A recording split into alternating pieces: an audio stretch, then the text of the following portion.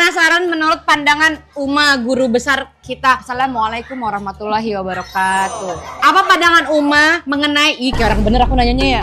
Iya. Kok jadi kontennya serius ya di sini? Nggak, aku penasaran. Lebih serius di sini. Enggak, aku konten kepo. saya. Kayaknya Tapi lebih bagus yang ibu.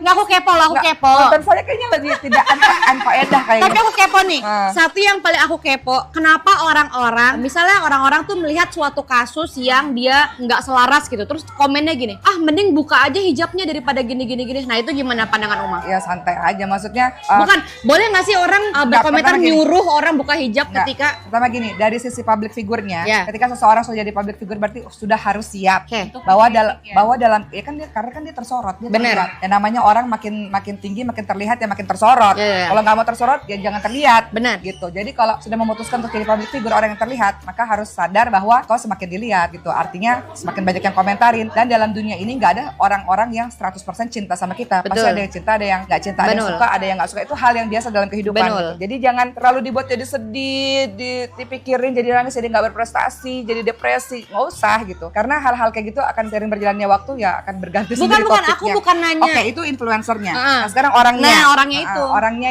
yang mengatakan hal begitu. Pertama itu tidak tepat, itu tidak betul ya. Bahwa sekalian aja dibuka jilbabnya. Nggak bisa, orang itu kan berproses. Betul. Berproses. Kalau mau orang jadi orang baik tuh berproses. Dan Rasulullah nggak ngajarin dakwah dengan cara kayak gitu.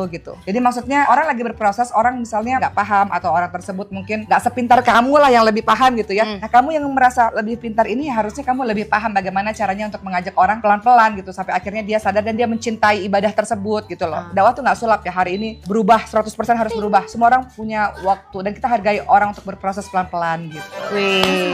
Gitu. Semua orang berproses pelan-pelan, proses pelan-pelan. Kayak dulu kan Ricis, boleh nggak aku pakai jilbab tapi jilbabnya di kampus aja? Boleh. Ya. Oh iya dulu ya. Iya. Kan gitu. Tapi aku buka ya kalau aku ke mall nggak apa-apa. Kan dia lagi latihan gitu. Ya udah nggak apa-apa, pelan-pelan sampai akhirnya dia yakin ya udah dia pakai. Gitu. Masya Allah, tabarakallah. Jadi pada saat berproses sih jangan ditinggalin, ditemenin terus, didampingin terus sampai dia ngerasain keindahan Islam itu sendiri. Karena Benar.